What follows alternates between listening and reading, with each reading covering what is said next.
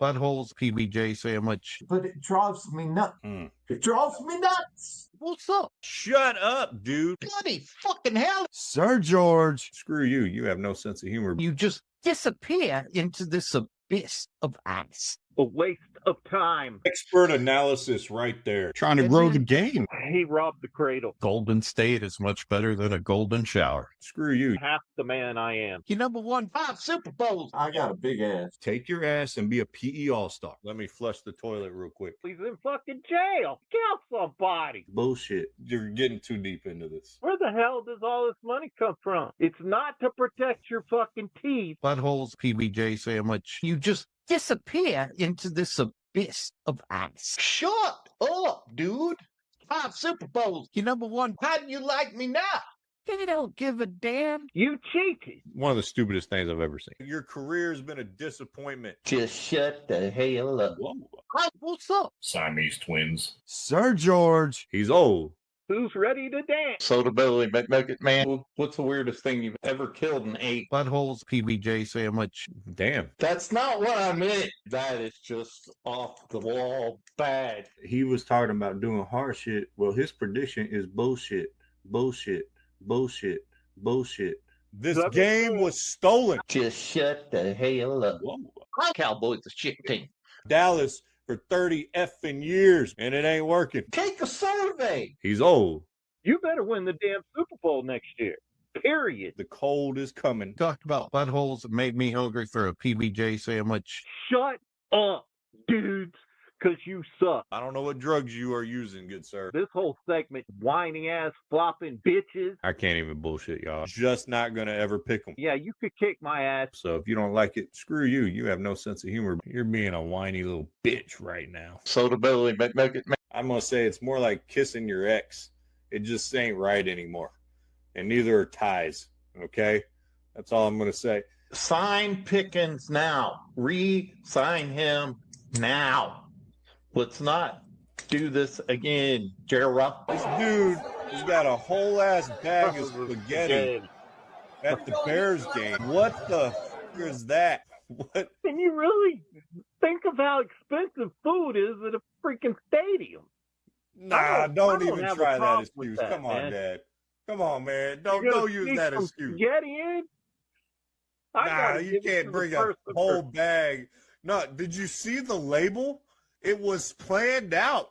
It was Bears versus Browns labeled. No, sir. That is ratchet right there. That is ratchet. That is, oh my God. Jesus, but I cuss a little and I drink a little whiskey. I don't want to see you get struck by lightning. Oh my God. You totally threw the show off with this bull honky crap you're pulling.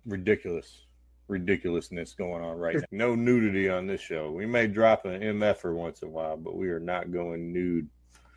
Good Lord. I think you're trying to cover your own ass right now. And don't. You know what? I got a big ass, so That's a lot of take a lot of cover. It take a blanket, damn it.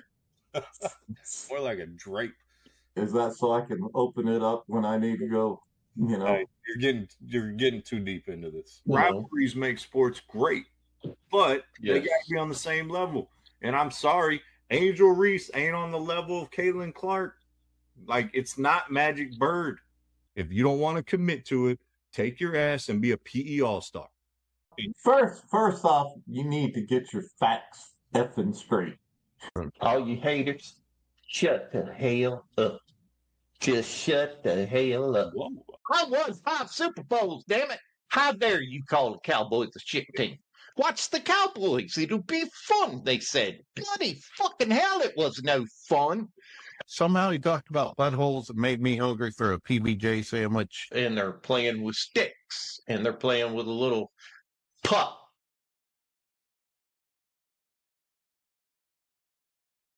Trying to grow the game, man. Global game. These people, they don't give a damn. I've ridden the eye of London. I've also ridden the butthole of London. You're almost going to laugh. I can see it. Almost fixing to lose it.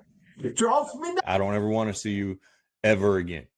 You've been absolutely atrocious. I'm ready. Who ready? I'm ready. Who ready? I'm ready. Who ready? I'm ready. Well, give me my darn theme music then, DJ. take that, rewind it back. Sure got the voice to make your booty go. We gon' start this thing on right. Say what? We got the start it out in the house tonight. We gon' start this thing on right. Say what? Oh, you didn't know? Your ass better call somebody.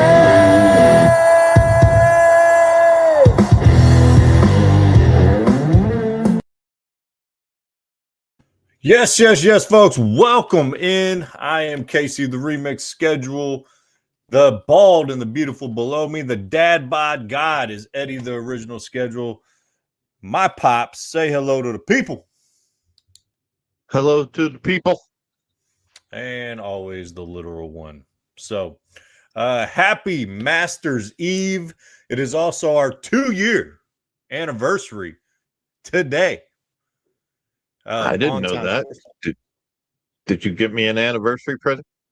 No, because you are in an undisclosed location, so I could not give you the gift of smacking the back of your head. Oh, well, I appreciate that. Then I With would a just say, follow-up who's your daddy? I love you. Who's your daddy? Yeah, well, awkward. Anyways. Oh, man, we got a lot to get into. We got the Masters, obviously, coming up, starting tomorrow. We got baseball in full swing. We got national championships being won. We got coaches being assholes. We got coaches being hired in the college ranks. We got WNBA players being traded. Oh man, we got a lot to talk about on tonight's show. So, but before we get to it all, we always start with our pathetic attempt at comedy, more like the old man sad attempt at comedy, because our number one fan loves us to start with a joke. So hopefully she's watching. And so this one's for you. And go ahead and try to make me not laugh again. I got you to laugh last week, liar. That was like at the end of the show. That wasn't your main joke. Yes, it was. I started off with that. So, but to get to this week, I've been sitting around and I've been thinking about taking up meditation. Okay. The reason is I figure it's better than sitting around doing nothing. So, there you go. Matt, I award you no points. Did you also know that dogs can't operate MRI machines, but cats can?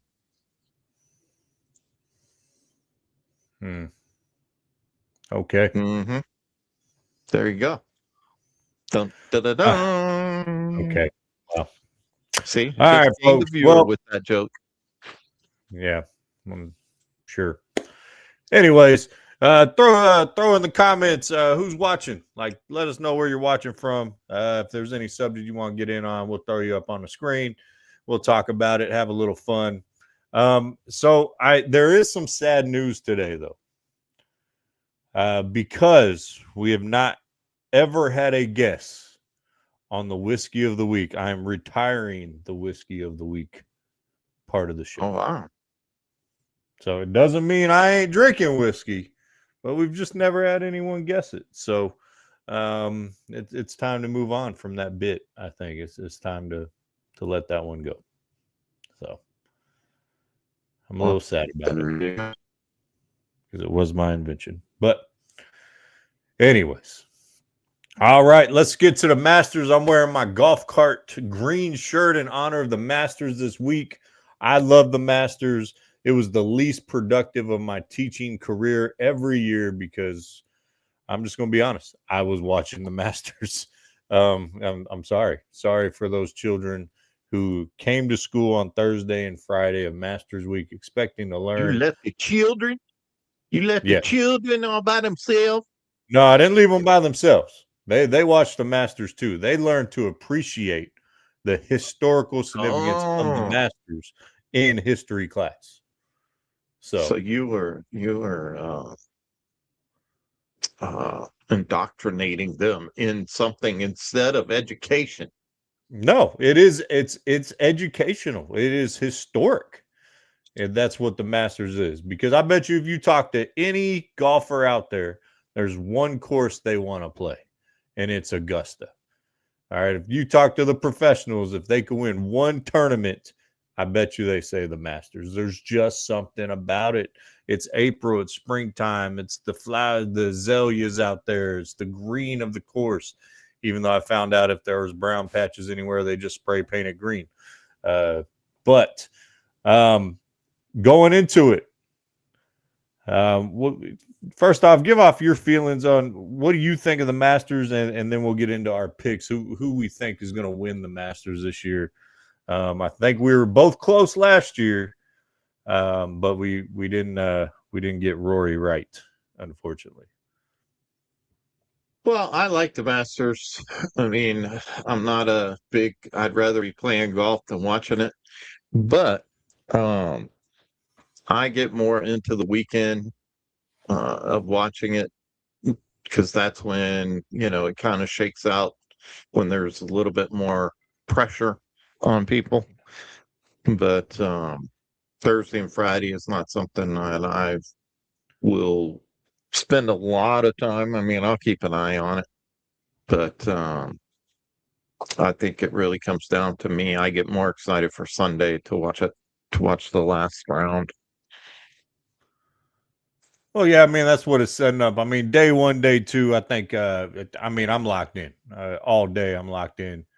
As soon as tee off happens, I'm on the Masters website, got it rolling, and because a lot of the big dogs tee off early on Friday. That way they tee off later.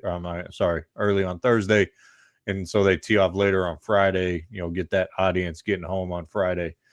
So, but yeah, I like it. I love the tournament. It's just different. I did a segment our first year 2 years ago on just the Masters is different and just how the pageantry of it all. But I'm gonna go with my pick. I'll say my pick first. He came in second. He faded down the back nine last year. Thought he was gonna pull out something. I'm picking DeChambeau. I think Bryson gets it done this year. I think he figured out some things last year. Ended up, Rory and Justin Rose ended up tying last year going into the playoffs. Rory ended up winning it. I know a lot of people think Rory may go back to back. I don't think he will. That hasn't been done since Tiger in 2000 and 2001, or actually 2001, 2002. So it's not easy to do. And I think Rory's still kind of on a magic carpet ride being shown the world by his Masters Aladdin. His Masters Aladdin. Okay, well, let's see where you went with that. Yeah, well done. I think so. Anyway. Not really. It has nothing to do with golf and Aladdin. So yeah, totally out there. But I think you're trying to take a magic carpet ride with someone. I don't know. But I'm gonna go. I almost picked Bryson again, but I'm gonna say Mr. Scotty Scheffler, who is the favorite, is gonna stay the favorite, and he's gonna win this thing. So I'm going Sheffy. Going Sheffy. I mean, that's a good pick. I'll say this. He hasn't been playing as well as the 2 years he won it, leading into the Masters. I know John Rahm is second in the betting line, followed by DeChambeau, then Rory, then Schauffele. I think Schauffele's a sneaky good pick. I think he's been close a couple of times. And then Oberg. I'm not sure exactly how to. That must have changed because Auberg is showing ahead of Schauffele. How do you say his name? Schauffele. Schauffele. Yeah, showing ahead of him on my pick. All right. Well, I mean, you may be looking at a different version than I am. I mean, there's more than one sports book around here. So no. Yeah, I mean, your Scheffler pick's a solid pick. It's a safe pick. I think DeChambeau figured some things out last year, and I'm a DeChambeau fan. I like how competitive he is, how he goes about it, and He doesn't apologize for it, and want to see the skull and cross T's get that Masters green jacket, because it would just be such a dig to those that have been dogging everyone who left. And now you got Brooks Koepka, who left the Live Tour, Patrick Reed left the Live Tour, and I think eventually you're about to see the Live Tour collapse overall. I mean, they've been losing too much money, and eventually even the people backing it have got to make money off of it, and it's just not there. But they tried. So the par 3 contest was today at the Masters. Did you see who DeChambeau's caddy was? No, I did not. So, most people have their kids caddy or their wife or girlfriend or whatever. DeChambeau doesn't have a significant other right now, and he doesn't have any kids. But he got the closest thing to a kid as he could find, especially size-wise. Kevin Hart was his caddy for the par 3 contest. No, I don't know if I could do that with Kevin Hart, because he never shuts up. I mean, you know what entertainment it would be, Bryson DeChambeau and Kevin Hart for 4 rounds of the Masters? Yeah, that would be fun. That would be entertainment. Like, yes, I give agree. me my 6 iron. I told you 6 iron. This is a 9 iron. Shut up. That would be hilarious, man. I think that would be really funny. And then Kevin Hart trying to explain yardages and shit. Yep. It'd be like, yeah, I think you're about 75 yards. That's your Kevin Hart voice. I don't know. It's either Kevin Hart or Strugglesville. I don't know. Yeah, Strugglesville. I don't know who it might be, but that's my Kevin Hart. Oh man. All right. Well, golf season, spring is here.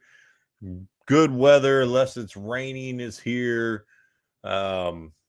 It's I love this time of the year. Everyone's getting out of their house. Everyone's getting a tan. Everyone's trying to get that summer bod. And well, the thing is, it's right now, it's when people who have moved to Texas are like, it's not so bad here. It's really nice here. Yeah, well, wait till August and July and September get here, and then they're like, I'm on fire. I'm on fire. How do you people live in this heat? Much less play golf in this heat. You will learn what a cooling shirt is. Yeah, I remember when you gave me shit about wearing long sleeve Under Armour. That was before you knew about Under Armour. Yeah. You're like, you're wearing long sleeves? It's 106 out here. And I was like, yeah, it's designed to cool you down. And you were over there in like a cotton A&M polo and dying almost of heat stroke. And I'm over here just perfect. Well, not perfect. Over here chilling. It was still hot as hell. Chilling. Still hot as hell. All right. Well, let's go ahead and move on from the Masters. We'll get into, I'm calling this segment Rounding the Bases. That's going to be our baseball segment, new name, Rounding the Bases. And, man, did you see that the Anaheim Angels outfielder, Odell? Was this the scrum? No, not the scrum. That happened last night. This is from the weekend. I'm going to come up right here. Is it on the screen yet? It is not. Nope. All right. So it's right here. I'm going to take the sound off. But so this is the first one he takes away. Oh, wow. Actually, that's the second one. Let's go back. So from the big dumper, Cal Raleigh robs 1 home run. Game is 0-0, right? Then Naylor comes up. Naylor thinks he's got a homer. Odell's like, access denied. 1-0 game. Wow. Now watch this last one. J.P. Crawford trying to go to the Angels version of Pesky's Pole. No, sir. I'll take that. Thank you. I didn't. It skipped. I didn't even see it, but that was good. What, the last one? Yeah.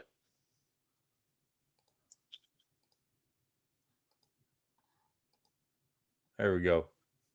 Got it that time. Oh wow. Got it. Yep. Yeah. Wow. 3 robberies. Three in one robberies. game. Wow. In a 1-0 game. Like, this game wasn't over. You know what I mean? Like, he saved the game 3 different times. I mean, I agree with Torrey Hunter. Torrey Hunter, great defensive outfielder in his day. He said it's the greatest defensive performance by an outfielder in the history of the Major League Baseball. And I agree, in the regular season at least. I don't think you can argue that. Just an incredible performance. Mm-hmm. But yes, Odell was involved in a brawl that happened last night with the Angels. Yeah,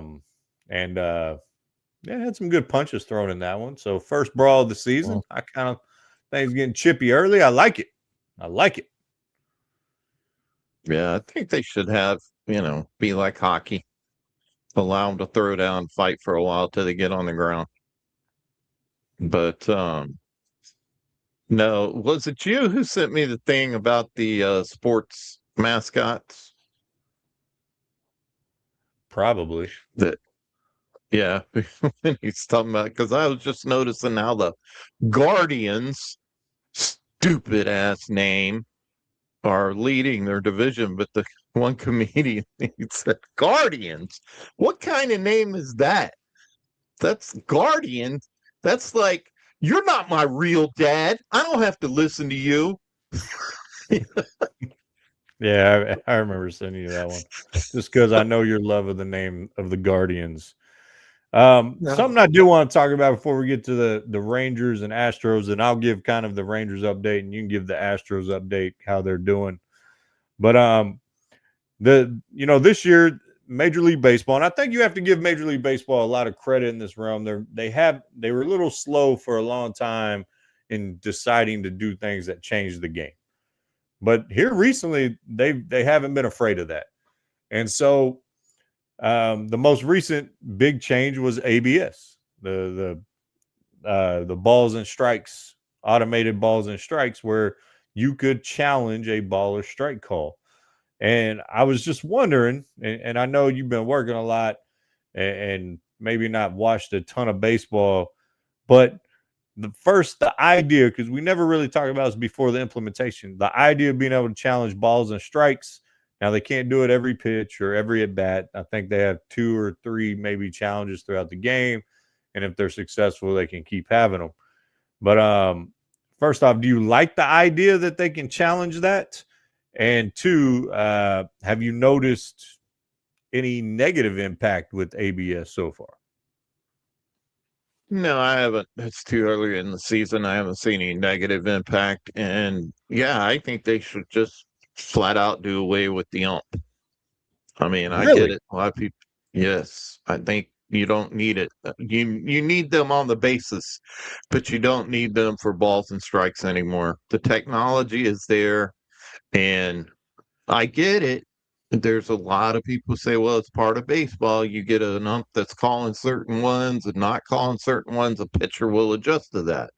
But if we're going to make it true to the strike zone and all that, I think you just go to the straight technology, get rid of the ump behind the catcher. That's my thoughts. I disagree. I just may call me a traditionalist, I guess, on this one. I think an ump back there, punching them out and, strike and stuff like that, I think it adds to the game. And then, if it's just an ABS system for all pitches, you're just looking at a screen and, oh, I'm out. Darn. Granted, there's no argument. I get it. And you're right, the technology is there, and I've been happy with how it's been going. Because pretty my much whole thing with is if you're able to challenge it, It's the same thing. It's you're basically taking the ump out. The ump can make the call, but then be overruled. Well, he So can only why be. have them back there? There's only two. You're allowed 2 successful challenges per game. And so with the combination of human umpires and the ABS system, the increased overall call accuracy of all pitches is 92.8%. So I think that is pretty damn good. I don't know what it was before ABS, but with ABS and human umpires, and I think this actually, you got to remember, umpires don't want to get the call wrong, but what I think this eliminates a pitcher being off his game a little bit, and the giving him a little on the outside while taking away a little on the inside. And, I just, it lets the pitchers have a little forgiveness instead of absolutely no forgiveness in a true 100% ABS system that you're talking about. Well, I think that's where they're going. I think eventually you're not going to have the ump back there. And, if you like the calls, then they could set up a AI to call it, strike over the loudspeaker or something. But I just think we're that's where getting they're too we want everything too perfect in today's world. I really expected you to be a little more traditional like me on this, because you're obviously older than me. Tradition. Don't the Dodgers have $1 billion freaking payroll? Well, there's no tradition. That goes with the tradition of the Major League Baseball, because they've never had a salary cap. Yeah, so well, to me, it's the game. It's there you go. It's who can spend the most money that wins the World Series, and the Dodgers are proving that. Well, and I mean, so there's been teams that don't spend the most money that win the World Series as well. I mean, but think about all those Yankees teams after 2001. I think they won 1 World Series, and they spent hundreds of millions of dollars on players like A-Rod and all those boys. Not everybody knows how to spend their money on the right players, aka Dallas Cowboys. Not everybody knows how to do that. Why are the Cowboys in this baseball discussion taking a side fire from you? Because they are one that piss me off. Let me just put it that way. Oh man, and how so they cynical. handle things. Like anything to take a shot at our own team. You're supposed to be a homer around these parts. All right. Whatever. Well, let's get to our 2 baseball teams. Let's get back on track. The Rangers take 2 out of 3. Philly, then get swept by Cincinnati, and then sweep the Mariners, who are the favorites in the division. So success, didn't look great, then good success. I think they won today's game 3-2, or last night's game. I think it's today's game 3-2. So the pitching's looking good. The Rangers are hitting the ball a little bit. They've kind of come back to earth from that first series, but they're sitting at top of the division, 7-5. Obviously, it's massively early. You can't read too much into that. But the Mariners are 4-9. They're supposed to be the favorites. They're 1-5 away. Away from is it Safeco Field. 3-4 at home right now. So Mariners got some things to figure out, and hopefully, if they don't want to dig too deep a hole. But how your Astros doing at the moment? Well, they're not looking so good in this last series. I mean, last I remembered last year, weren't the Rockies completely, utterly terrible? Yeah, the Rockies were the worst team in baseball last year. So, but they basically have swept the Astros in this last series. First game was the only one that was close, and then the Astros bats just seemed to go dead in game 2 and game 3. Only scoring 1 run and allowing 14 runs over those 2 games, and actually allowing 23 runs in the 3-game series, which is not going to bode well for winning when you only score 9 runs in a total 3-game series. So this kind of all started with the Astros. They won against the Athletics, but they've kind of started on this downhill slide, and it's now they got the Mariners. So it's not getting any easier for them, and they're playing in Seattle. So it's like I said, it's like you said, it's very early in the season. We're going to see how it goes, but they're kind of on a downhill slide, and they better be really careful about that early in the season, because the Rangers are moving forward. You've got the Angels and the Mariners, the Athletics, not so much, even though they took out the Astros in best of uh they got 2 out of 3. Yeah, I mean, So, the Astros and Angels are a game and a half back right now. I mean, it is early. The Astros, I mean, the only concerning trend I would say for the Astros is, to this point they're 1-5 away from let's just still call it Minute Maid, because calling it the other name just doesn't feel right. But they're 1-5 away from Minute Maid, 5-5 last 10. So but Mariners just got swept by the Rangers. That's a big divisional series. You mentioned it's in Seattle. I think that could either propel one of those two teams to go on a little, nice little 10, 12 game run potentially on how that series turns out for the Astros and Mariners. So, but AL West right now, early, interesting.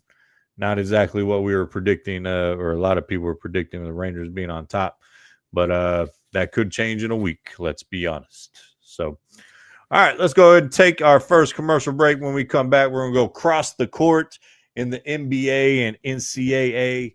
And who we hearing from, Easy or Coach Kraft? Easy Leadership.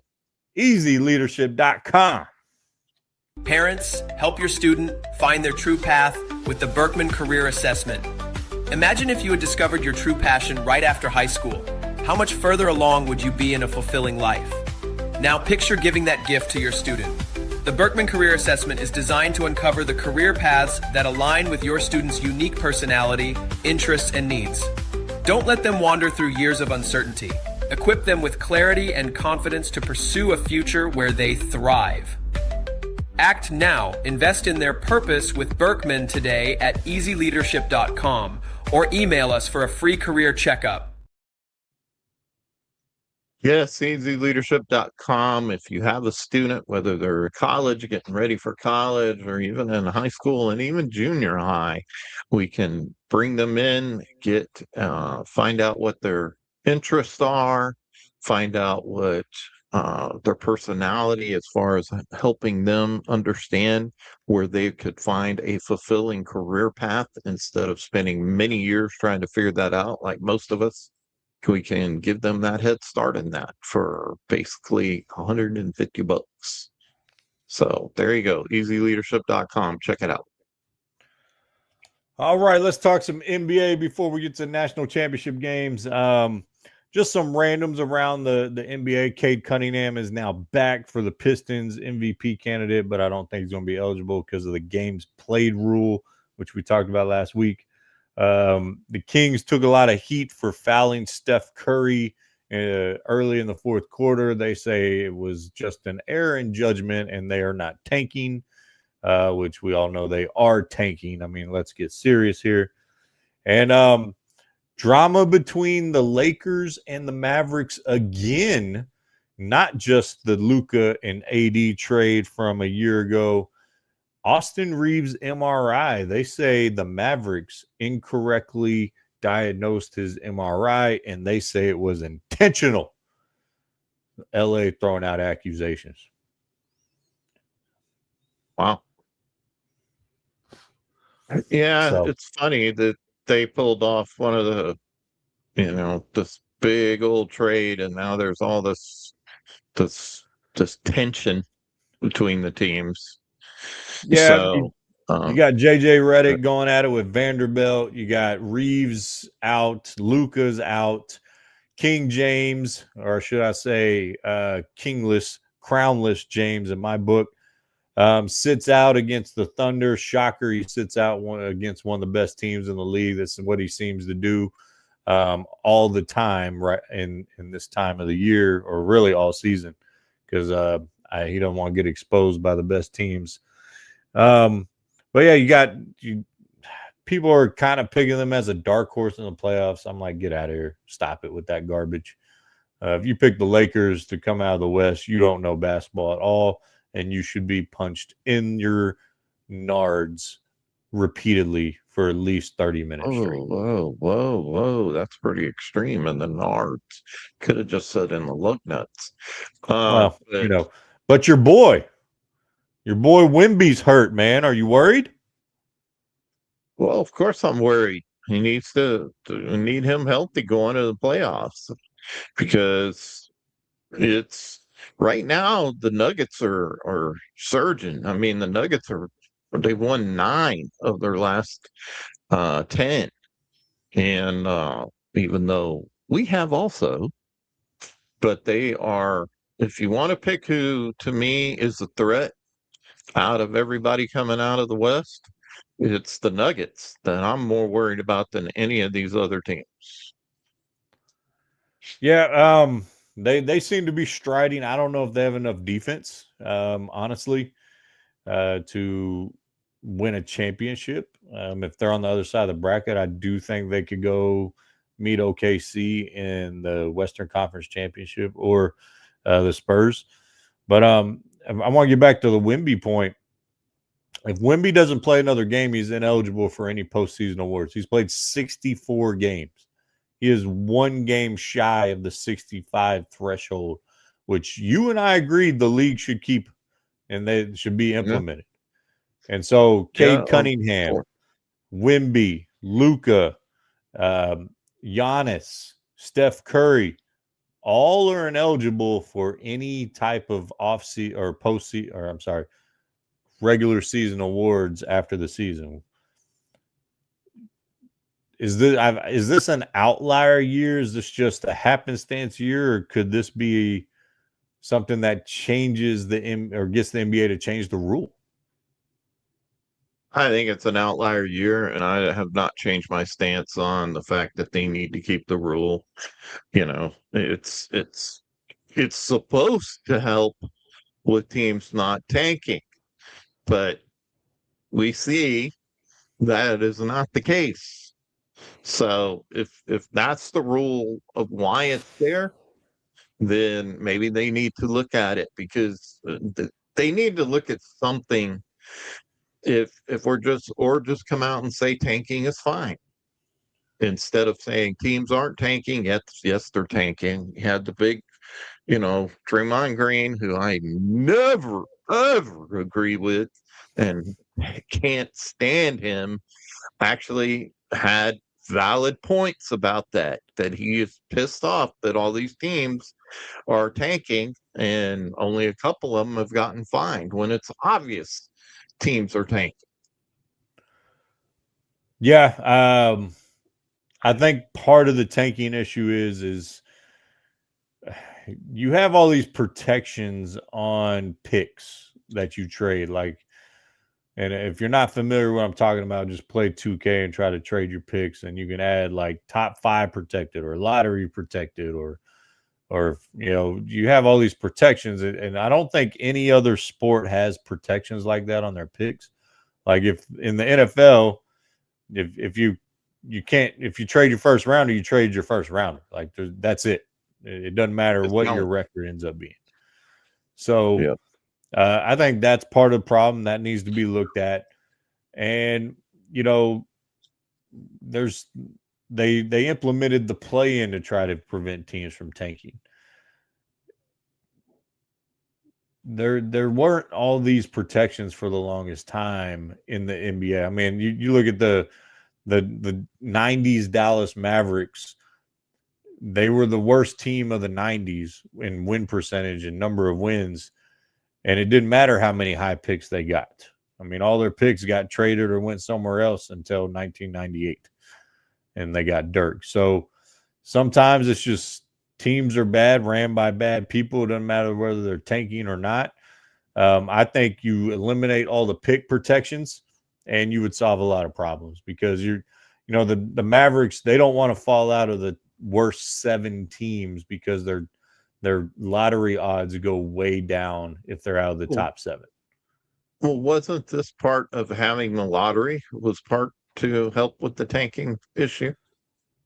It's supposed to, more even odds to win it. But then you have a year like last year when, hashtag probably conspiracy, but the Mavericks had a 2% chance to get the first pick, and they get the first pick. Yep. So I don't know. I don't know what you necessarily do. I think part of it's the lack of competitive spirit with a lot of players as well. But there's one person who will be eligible for off-season awards and does not lack competitive spirit. And we're going to take a little look at him right here. Good old Cooper Flagg, who over the weekend had 45, 8, 9, and 2. And then on Friday, had 51, the only teenager ever, I'm going to repeat that ever to score 50 points. And he's also the youngest player to ever score 45 in back-to-back games. And this was just a little bit of the 45-point game that he is the rookie of the year. I know people are trying to say Con Knipple is the rookie of the year, and just because he's made more threes and his team's winning more games. But this kid absolutely is the real deal. And I know everyone still has got Luka hangover in Dallas. Y'all need to start getting behind Cooper Flagg if you haven't already, because this kid is an absolute beast. And to put up a 50-piece when he should be a high school, or I'm sorry, a college freshman. I mean, good Lord. Good Lord. And this was against the Lakers, which made it all the more sweet, by the way. Well, okay. Oh, let's go to this one. Check this nastiness out. On Brook Lopez. Oh, my Lord. Hooper. Fly your flag, young man. Metro don't trust you. I'm gonna shoot. Oh, that's a poster. Gentlemen, if we had posters still, but I'm telling you, Pops, beast, rookie. Well, there you go. And where are the Mavericks in the Western Conference right now? Well, we just said they were tanking. Like he's the best player. He's the best rookie on a really bad team. So I didn't say they were a great team. I didn't say he was Michael Jordan. I said he's going to be phenomenal, and he's the first teenage. Like, does anything effing impress you ever? Like, he put up 50 in an NBA game, and he's 19 years old, and you're like, well, what place are they in? Like, come on, give the kid some credit. He put up 50 where teams are tanking. Half the regular players aren't even playing. The Clippers are not tanking. He put up 50 on the Clippers. Okay. Like, you didn't do it against the Washington Wizards, who freaking freshman B team can beat them right now. I detect a little frustration because you have such a good player and your team is terrible. He's a rookie, dude. Like, Wemby didn't light it. Wemby, they won 30 games last year. You didn't even know who Wemby was before last year. Wemby was hurt last year. Excuse me? He was hurt for a lot of last year. He did get hurt, and that's the problem with 7'4" guys. But I give Wemby credit where credit's due. He should be the MVP, should be Defensive Player of the Year. What he's done is impressive in some things we've never seen before. but you just poo-poo and shit on everything that isn't something along your lines. You can't give the kid any credit. Cooper Flag has 2 games out of how many that he was awesome in? No, since the All-Star break, he's averaging like 24, 8 and 4 or something like that. He's absolutely tearing up the league right now. Well, when the Mavericks get good, then you won't be so frustrated, will you? No, I'm not frustrated at the Mavericks. I'm frustrated at your lack of appreciation for greatness. You what want he's me doing at 19 to years bow old down is, to your team, who you claim is your team, but I don't root for the Mavericks. The Mavericks I'm are not not asking you my to root team. for the Mavericks. Yeah, I'm asking that's you to like telling a recognize what the Dallas kid is Cowboy doing. fan to give Philadelphia fan, when they do great. No. That's You exactly what you're remember 2 trying to years do. ago when Saquon was doing what he was doing, you were cheering for Saquon Barkley and you were appreciating what he was doing. So don't tell me you're not capable of that. That was Barkley, though, because of Oh, his that was off Barkley, field. though. That was Barkley. This is Cooper Flag. I can't cheer for anyone or give anyone I'm not credit in going to Mavericks. cheer for Dirk someone I Nowitzki was don't probably give the a worst shit European about. player ever. Once he comes and starts making the team better, then we'll talk. Right now, the Mavericks are terrible, so he's playing with a bunch of terrible teammates, so he better be scoring 50. Hell, he should score 100 because ain't nobody else on that damn team can score shit. So there you go. Oh, man. I can't believe your lack of appreciation for great performances. It was he's the a first. great performance on Wilt a shitty Chamberlain, team. Kareem, Michael, Magic, Bird, LeBron, Steph, AI. Name them all. They haven't done what this kid has done in 19 years old. That's the point I'm trying to make. It's just incredible to see. I'm not saying he's the best ever. I'm not saying he's the best in the league right now. I'm not saying the Mavericks are good. They got a long way to go. But you found the guy in Cooper Flag after making a bone-ass headed trade in Luka Doncic. You found your next franchise guy because he is a franchise guy. Okay? Let's move on to this stupidness that is on the next one. Let's move on, because Cooper Flag is my new Josh Allen. Shut the fuck up. Anyways, this is what makes the NBA great, by the way, right here. Shut up, dude. You gave me a stud. You deserved it. Anyways, are you gonna take the thing off the screen? No, because I was moving on to this. The ridiculousness of the league. 1, 2, 3, 4, 5, 6, 7. No travel called. This is supposedly the best player in the NBA right here, by the way. So it's easy to be the best player when you don't have to dribble. Yeah, that's what I'm saying. It's ridiculous. Absolutely they might as well just take dribbling out of the game. They can just run with the ball. So, but we'll get back to X here in a minute. Anyways. All right. Well, your pick. Let's continue across the court, but let's switch leagues here. NCAA national champions were crowned this past weekend. You picked Michigan on the men's side, so kudos to you. I thought Arizona would at least put up a little bit of a fight, but Michigan was on a tear that game, shot the lights out. They just had everything rolling. It was a very, very impressive performance. See, that's how you give credit to a great performance, even though you weren't cheering for them. Perfect example for you.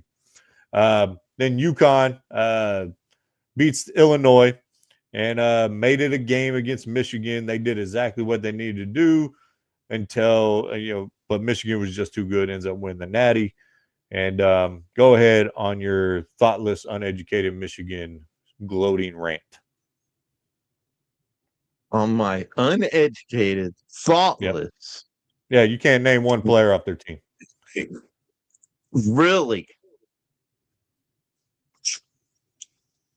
Yeah, name one player Wow. that plays for Michigan. For Michigan? Let's see. There's easy ones. There's like a Johnson. That's an easy one. There's like a Mara. There's a Burnett. Yeah, you're reading There's off your plenty. screen. We can see you You don't looking at know your that. screen. No, you don't know that. I'm I looking at can your literally ugly see ass your eyes mug. going to the screen I'm while you're looking at listening. your ugly Come on ass now. mug. Come on now. Your ugly ass mug. Did you even watch the game? Yes, I did watch the game. Give us your Even though impressions of the game. it wasn't much of a game. Michigan took off early and pretty much held it. The only close was the second half was pretty much where it got any type of close, where it was 43-41 in the second half. But the first half, Michigan kind of showed where they were dominant, that Arizona wasn't going to keep up with them. And that's been Michigan the whole year. Michigan has just, even though at the end of the year they end up with the same record, 36-3, but Michigan was just too strong. They were tearing up everybody. And when they got past UConn, then that, to me, it definitely solidified it. But if you look at throughout the tournament, they destroyed everybody they played, from Alabama to Tennessee. They just, I think it was an average destroyed. win spread of like 10, 11 points, something like that. Yes, it was more. Yeah, because the Tennessee game 1 versus 6 was 95-62. The Alabama game 1 versus 4 was 90-77. We won't count the St. Louis and Howard because they're obviously crappy teams. The closest one to them was UConn, but they kind of handled the UConn game pretty much. It was never really in doubt. UConn was always I trying don't to know make a about that. run to get back in. I mean, UConn controlled the pace of that game. They dominated the boards. But they never led. You're right. They never led, but I think everyone, and after the dismantling of the number one defensive team in the league, or in the nation, I should say, in Arizona, I think we expected them to roll over UConn. So I give a lot of credit to Dan Hurley and his coaching staff and the game plan that they put together against Michigan, because they were outmatched. They were outgunned 100%. Michigan had more talent, more size, more speed, more athleticism, and they made it a game till damn near the end of the game. So that in itself was pretty impressive. I think the refs may have contributed a little bit to that on the fouls that they called early on UConn's guards, but I don't think that would have made a complete difference in the ending of the game by any means. I'm with you. All right. Well, the women's side won a national championship as well. The UCLA Bruins, for the first time in forever, have won their national championship. I'll be honest, the most interesting thing from championship weekend was Gino Auriemma and Don Staley. Wasn't even the national championship game, to be honest. I mean, I'll be honest, I'm not a big fan of Don Staley or Gino, I guess you could say. I love anytime the big dogs on that level lose. And, it's kind of like seeing the Evil Empire lose. And, so congratulations, UCLA, incredible run. They expected more from last year, but, congratulations. But the story out of the tournament was Gino Auriemma being a dick to Don Staley in the post game or whatever it was. So, yeah, not much to write home about. I don't know. That was pretty goofy to me. And then he should know better. Yeah, he wanted to use the excuse, well, you didn't shake my hand during the pregame, so I'm not shaking yours. And then it turned into, show a little class. But that was, If I was her, I would have said scoreboard and just walked away. Well, yeah, I mean, I'm sure she said a lot of things because I saw her jawing. So, it's a rivalry. You got the two top programs in the country. Honestly, I think most people thought that would probably be like a national championship game versus the Final Four game.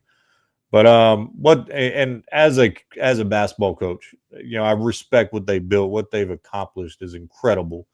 So seeing them lose and taking joy in that is probably a little bit of professional jealousy.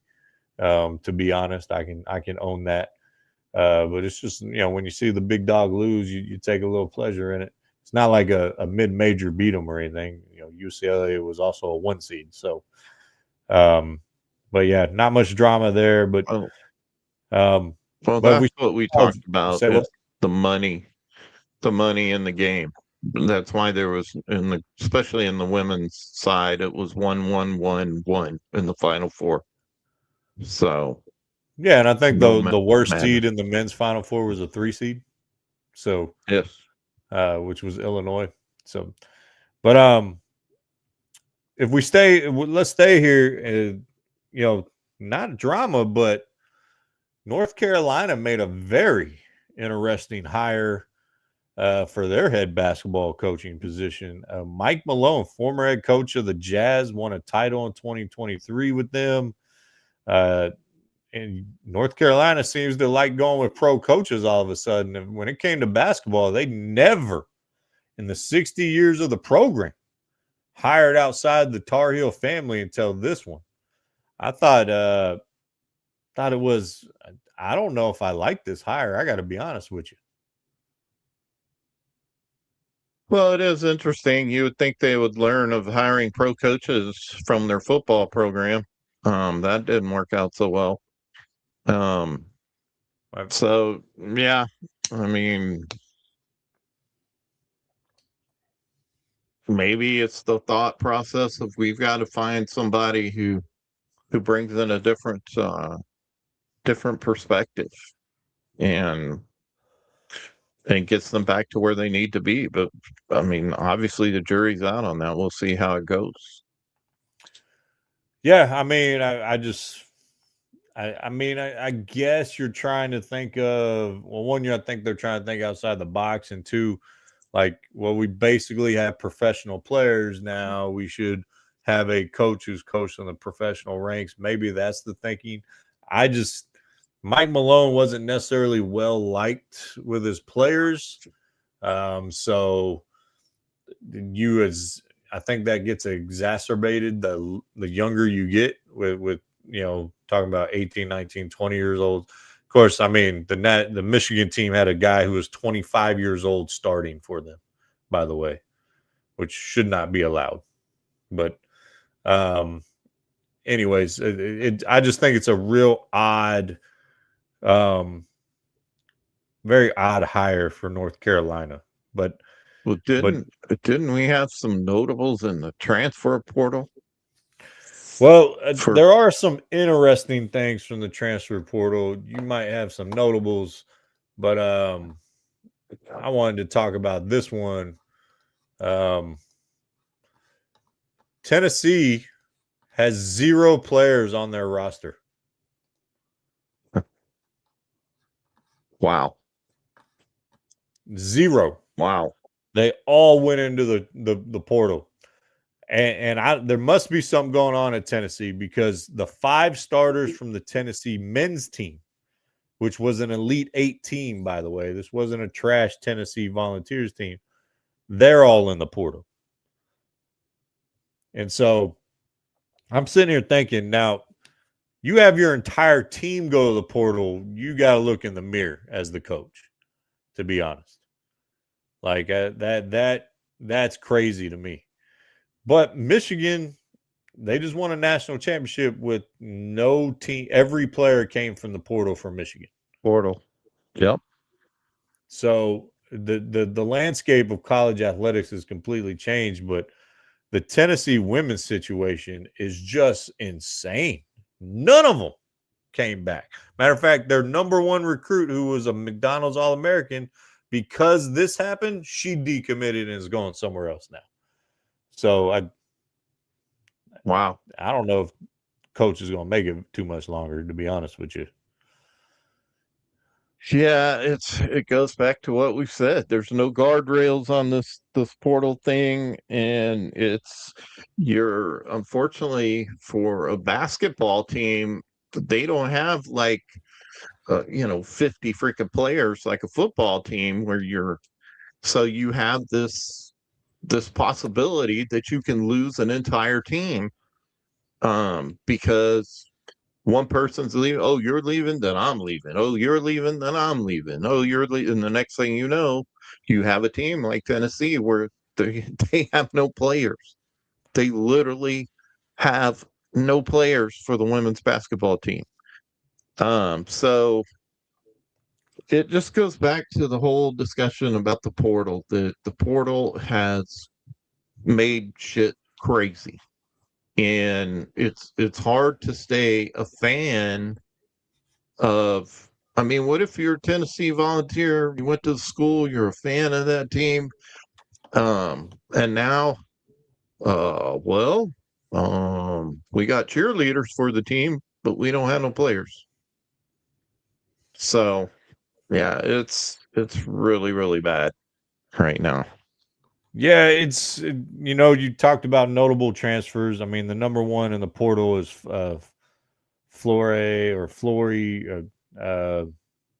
Bidunga, 6'10" sophomore from Kansas transferring. You got John Blackwell from Wisconsin, who averaged 19 a game for Wisconsin. Robert Wright III, the 6'1" point guard from BYU, who averaged 18 a game. Juke Harris, 6'7" sophomore transfer from Wake Forest. I mean, you just go down the list, and I mean, it's just a continuous, guys who averaged a lot of points and could be part of building something really nice at their universities, and they're chasing the check. And to me, what this is going to do is it's going to produce worse or not players that people can get behind anymore. And what I mean by that is there's no commitment to the team. There's no commitment. You're getting all these individuals who are playing a team sport. And that's the reality of it, that you're not creating the dedication that you need to have at the next level or even at this level. So you're basically what I'm saying, you're going to get crappy kids out of this whole thing because they're going to feel entitled. They're going to feel like, I don't need to stick with this team if they suck, or I don't like the coach, I can just move on. We've talked about this before with the junior high football player saying he's entering the portal. It's messing up the collegiate sports outlook as far as what's coming out of the teams or coming out of the schools, to whereas we're just going to have to put up with this individual versus the team. Well, I think that's an element of it. I think the other element was said on one of the pregame before one of the national championship games, is that you got these kids, these college athletes making six figures, significantly into the six figures a lot of time, and the vast majority of college athletes don't go on to play at the pro level, and if they do, it's the average career for an NBA player I think is less than 3 years. The average for an NFL player is less than 4 years. So on and so forth. So you're coming out of high school, you're highly touted, everyone's after you, you're making $250,000 a year, and now you're left without a degree, or maybe you finally got a degree after going to school for 7 years, and you made all this money, and now you got to find a job with absolutely no experience other than playing college basketball or whatever said sport. And now you got to take a regular job for 60 grand a year. And you're going to be like, 60 grand? Are you serious? I was making 250 as a college basketball player. Like, you need to pay. I think that could lead to some issues. And we're also handing these kids a lot of money with not a lot of financial guidance. You know, I mean, think about, they just closed Miami Beach from spring breakers a year or two ago because spring breakers are too dumb to go do spring break the right way there. Like, they got too messed up. You know, we talk about the frontal lobe not being developing in males till they're 25 years old, and we're going to hand the vast majority of these college athletes a shit ton of money. And I'm not saying they shouldn't make money off their name, image, and likeness. You know, that ship has sailed. We get it. But what NILs turn into is a salary-based pay for play and not making money off your jersey sales or your name, or if you want a sponsorship or something of that nature. It's just the school paying you to play the game. And I really also think if you take money to pay or to play the game, you shouldn't receive a scholarship. You should have to pay the school that money back, and you should also pay. I forgot my second thought. The second half of that just fluttered away. Like most you're of these talking about they should have to pay their scholarship, and it's like I said, it makes it very difficult to stay a fan. But the thing is, just like, you know, graduating from A&M, I'm going to be an A&M fan, but it's very hard to stick with certain players, just because of this whole instability in the rosters and coaches having to basically re-recruit to hold on to their people. Obviously, Tennessee didn't do a good job of that with their women's basketball team. Yeah. You know, that's astounding to me, but it's not surprising. It's not surprising at all. But once again, it goes back to, it's the same thing I said. Once you start throwing money into it, as much as you want it to be about the good in doing the right thing, it's like I said, you know, it's like, to me, it's professional sports and gambling. It's continually is going to be a crash. There's continually going to be the opportunity for that to go off the rails, which we've already seen in a few instances. And the more it gets involved, it's going to cause that. But I just think it has to do with you're not character building anymore. You're not team building anymore. You're not creating a fan base that can follow a player and a team with that consistency anymore. So it's hurting the game. It's hurting all the games, quite frankly. Yeah, I also think that smaller schools should be compensated if they lose a player to your school. Say it again. I lost you on the first part of that. I think smaller schools that these guys will go to a mid-major or a D3 or D2 school. If they sign for money, or they sign with these bigger schools, you know, Power 4 conferences, if that's how you want to list it, I think the schools that they left should be compensated for that loss. Yeah, they've got to do something. There has to be something done, because it's just crazy, ridiculous. Well, let's go ahead and hear from our next our sponsorship. What do we got this time? It's Easy Leadership again. Let's hear from easyleadership.com, and then we'll talk about my dad's favorite WNBA player getting traded this past week. Oh, my favorite. Okay. Yeah. Have you heard of the DISC communication tool? Yes, most people in business have. But there is a new tool out there that is tailored for leadership teams.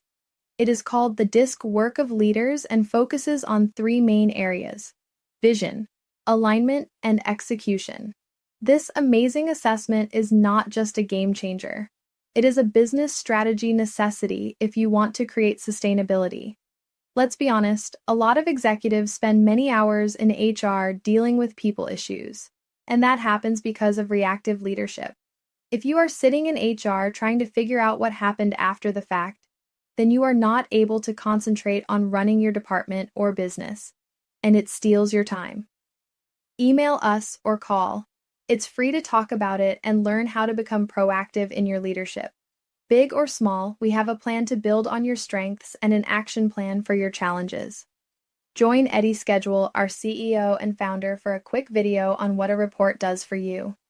Head over to our website and scroll down to see this amazing video of the Disc Work of Leaders tool. Thank you for watching, and we look forward to hearing from you. EasyLeadership.com. Check it out. Leadership development is something that's going to cost you in the long run if you do not invest in it. It's free to talk about it. We've got lots of different tools that we can use to tailor it to your specific leadership group or organization. So EasyLeadership.com. Check it out. All right. Well, your favorite player has been traded to the Atlanta Dream. Angel Reese. Why are you saying my favorite player? Because you're the one who my who favorite player loves is. the WNBA, and they're all your favorite players. So, no. No. My favorite player is Sophie and Caitlin and America's team, the Indiana that's two Fever. players. You can't have a favorite player and list multiple players. But the other half of the Caitlin Reese rivalry has been traded to the Atlanta Dream for 2 first-round picks. So she will get to miss layups down in the ATL and stat her rebounding stats, I should say. She stat pads, so I call them pats, I guess. But wow, 2 I thought this was hilarious that people watch the games for not just her but me too, and y'all are gonna look out when you're traded this early in your career. You're not a franchise player. Sorry. But 2 first rounds, she can lay claim to that. That's pretty hefty. So maybe she should work on her layup and her offensive game rather than doing Victoria's Secret photo shoots. That's all I'm saying. No. That's all I'm saying. It's Angel we're talking about. She doesn't need to be able to play good, obviously. She's a piece of work. I just thought it was hilarious that she was traded, and then she does this photo shoot after saying "Don't sexualize me" and all this other stuff. So I'm like, man, how hypocritical can you be? But you're not a franchise player if you get traded in your second, third season in the league. Hold up. She said, "Don't sexualize me." Yeah, it was after the LSU when they beat Caitlin Clark, and she was all it was a couple years ago. She's been in numerous photo shoots. She was on the catwalk for one of the one fashion show, barely dressed. So yeah, that's a little hypocritical of her to say. But she was all like, if I post pictures of me in a swimsuit and then people are making AI stuff out of it like that, I mean that is creepy. And that's the risk you put when you put a picture of yourself in a bathing suit or a Victoria's Secret model outfit or whatever it is. People are going to take it and run with it. But don't if the only pictures of you are out there of your in your LSU uniform or your Chicago Sky uniform or now your Atlanta Dream uniform or just your clothes coming to the game or whatever, most people can't do that. So be careful what you put out there because there are some weirdos out there. So, yeah. Yes, absolutely. But, all right. So we're going to talk a little NHL? Yeah, go ahead. Throw it out there. Well, all right. Well, the playoffs are coming up here. Playoffs. We have, yes, playoffs. Not very many games left. I think there's maybe 3 games left in the If I'm not season. mistaken, the Stars are locked in with the Minnesota Wild. Yes, the Stars are definitely locked in. There hasn't been many changes to the bracket um, coming into this right now. I think we're seeing a few. The Philadelphia Flyers on the other side of the house is there right now would take on the Pittsburgh Penguins and Crosby. Um, but yeah, there hasn't been much movement as far. I think most of the teams are locked in with the Lightning, the Bruins, the Sabres, Montreal, Carolina, Ottawa. And then on the other side, you got Colorado and Nashville, Dallas, and Minnesota that we were just touching on, Oilers, and the the Mammoth. Oh, God, put an S on the end of your name, please. And then the Golden Knights and the Ducks. We haven't seen the Ducks make a run in a long time. I would love to see the Stars and the Ducks. That would be one of my wishes instead of the Oilers or the Golden Knights. But we talked about this last week is that if unfortunately the way the bracket's set up, if Dallas wins, Colorado wins, they're going to be playing each other. Basically, number 1 and number 2 out of the conference, which is really damn ridiculous. But I did look it up because you keep bringing it up. So the official plural mammoth is mammoths. It's just an S. That's what I said. I thought it was. I was, but I still don't understand why they picked mammoth as in one. Because we are one. It's yeah, you're extinct as one. You're a giant hairy elephant. So at least be more than one.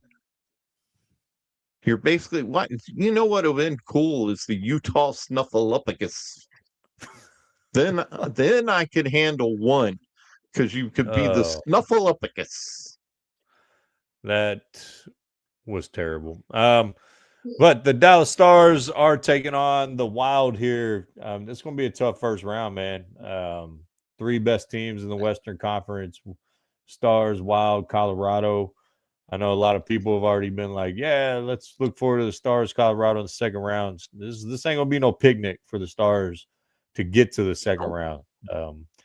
This is very similar to, the Golden Knights a few years ago when they took them on the first round, when that wasn't really, the bottom seed because half their guys were hurt and they came back right before the playoffs. So, yeah, it's going to be a fun one. It's going to be interesting. And I do think the Stars get it done. I think they're the better team. They're a deeper team. But, yeah, it's going to be a tough matchup for sure.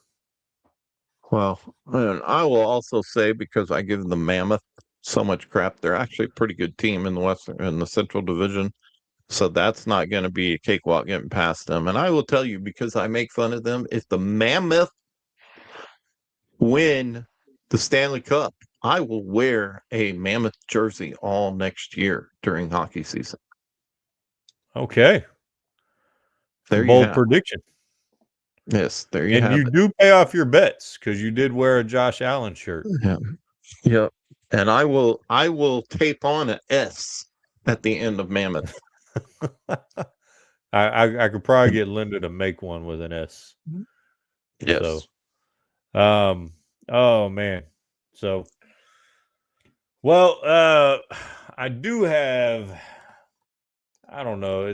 We didn't do a sud thing, but I kind of equate it to maybe. No, not funny news. Sure. Yeah. Don't you have a pet peeve in that one? That's bad buys. Let's just go news. What happened? Oh, wait, that's the happen too. Let's just go sports pet peeve. Let's just. I'm gonna put this under sports pet peeves now. But I gotta put this back up on the screen real quick.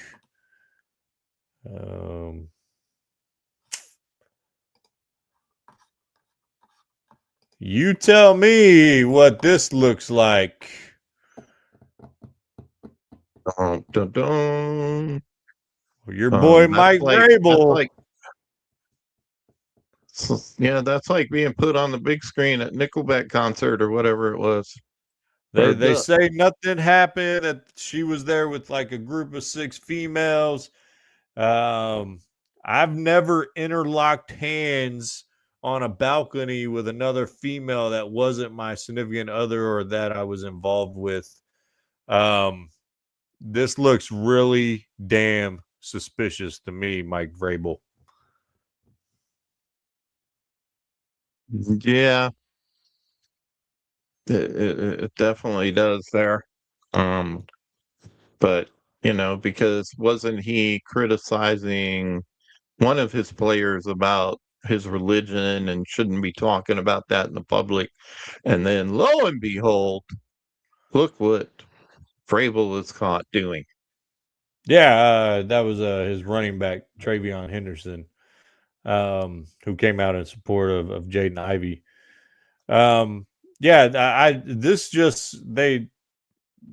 There's a lot of weirdness about this. I got to be honest with it, is, because she always seems to have the inside story with Mike Vrabel stories. And there's also a lot of implication here that with female sports reporters, and if you want to go down that rabbit hole, whether that happens or not, and I'm talking about doing physical acts together, that would involve interlocking maybe more than fingers. That just puts a bad cloud over that. A lot of innocent, hardworking females in the sports industry. This does not help that moniker that has kind of been out there. There's also been some other rumors about her, but she also talked about her husband. I think it was a couple years ago. I don't know if you saw it or seen it floating around Twitter or X or whatever. It was like, she was like, I married an average guy. Like, I don't post about him because he's just average. He looks average. He is average. I was like, damn, your wife talked to you about you like that on national television with Stu Gatz? I was like, man, that's really effed up. I got to be honest with you. So, Vrabel, I don't think you're innocent on this one, buddy. I'm just going to be honest. Yeah, I mean, the thing people need to be aware of is there are cameras everywhere. And so, since you kind of had the pet peeve up, this is mine. Stop fighting at freaking games in the stadiums. Oh my God. It's like about the stands, like fans. Yeah. People going at it. It's like, I've already seen it in baseball, and it was actually 2 fans of the same team. I don't know what started, but look, if you can't handle your liquor, don't drink it at the game. If you can't drink a couple beers and control your damn self, then the fans were fighting their own. Yes, they were fighting each other. I think it was Pittsburgh. I think it was Pittsburgh Pirates fans were fighting each other. And the bad thing is, you got all these people filming it. Nobody jumps in to break these up. They're like, oh, I can get a viral video. So to you people who just film shit when some dude's hitting on a lady or something like that, and you don't do nothing, fuck you, and put your fucking phone up and be a man. And then the other thing, like I said, stop fighting in the stands. Stop it. It's ridiculous, because first off, you're going to end up on YouTube. You're going to get fucking fired. You're going to get banned from the stadium. And if you paid a couple $100, $500, $1,000 for the fucking ticket, then that makes you even more stupid. So handle your liquor. Figure out how many beers it takes you to get to the I love you man stage and stick at that stage where you're hugging everybody instead of thugging everybody. There you go. Don't be thugging. We need more hugging. Say it again, I lost you. I said, don't be thugging. We need more hugging. That's right. That's it. No thugging. Let's get some hugging. Oh, man. I did Stop have a sports pet peeve, but I was saving it for when we actually did like a drawn out sports pet peeve segment. But I'll put it out there. I think I may have said this before, but I really can't stand not wearing the team colors. Like the basketball and the shoes and the asinine colors they use, but now it's translated to baseball, and like these dudes wear like neon green or neon yellow arm sleeves, and their team colors are dark blue and red. Like I just, to me, it's the ultimate look at me thing. Like I can't stand it. Like match your team, have some pride in what your team is and the colors of your team, and represent while you're the right way while you're in that uniform representing the brand. So that's just a sports pet peeve of mine. I know we're probably never going back, but it's just it just looks stupid to me. Your team colors are orange and black, and you're wearing pink shoes or something. It just looks awful. But all right. Well, there you go. I guess we're about ready to wrap it up then. Yeah, I was checking the list. We didn't have times to go everything over. Well, that is everything on my list, but yeah, randoms, tidbits, and no whiskey of the week since we retired that. I mean, there has been some interesting things. I've been saving the Ocho for a little later, and World Cup's coming up, so we might need to get a Sir George in the house here soon. But what happened with I know we didn't get a chance to contact him, but is there still a way we can get Canadian Carl on? Yeah, Canada Carl, we'll get him. Yeah. Well, I think we'll look at Canadian Carl. Yeah, we'll get him next week for sure. Crazy Canadian Carl. Yeah. I just called him Canada Carl. Well, he's now Crazy Canadian Carl. CCC. Okay. Well, I just put CC. But if you want CCC, then triple C versus double C, double do well, C. They're basically communist up there now. So, CCC. Yeah. The only other tidbit I had was it was interesting about the Texans exercising their 5th-year option on Stroud and Anderson, their defensive end. That was the only other. I did see that right before we came on. I guess that answers the Stroud question we had all last year. We'll see if they end up giving him a big contract. Yeah. And then the other tidbit was Kirk Cousins going to the Raiders saying that, the best quarterback should play even if it isn't him. Well, we kind of know that already there, Mr. Cousins, that they're not going to go out. It's easy to say that when you got, I don't know, you fleeced the league of like $500 million over your career or whatever it is. Yeah. Yep. But I need that agent to be our agent. If that guy's our agent, we'd be making millions off this podcast already. Someone send me that guy's info. But all righty. Well, everyone, enjoy your next full week. We'll be back. Happy 2nd anniversary to On Time Sports Talk. For those who have been around since day one or have come along the way, we appreciate you with your weird little crooked finger there. Yeah, that's weird. But anyways, we appreciate all the love. We appreciate all the hate too. So I guess we're the moniker any publicity is good publicity right now. So Anyways, That's peace. it. Peace. We're out of Good here. evening. We love y'all. Same old devil down the same old dead-end highway. Riding that storm running through my veins like a shot-down tailspin airplane. Scared of nothing and I'm scared to death. I can't breathe and I catch my breath. But I keep chasing that same old devil down the same old dead-end. My music hits me so hard, makes me say, oh my Lord, thank you for blessing me. What am I doing?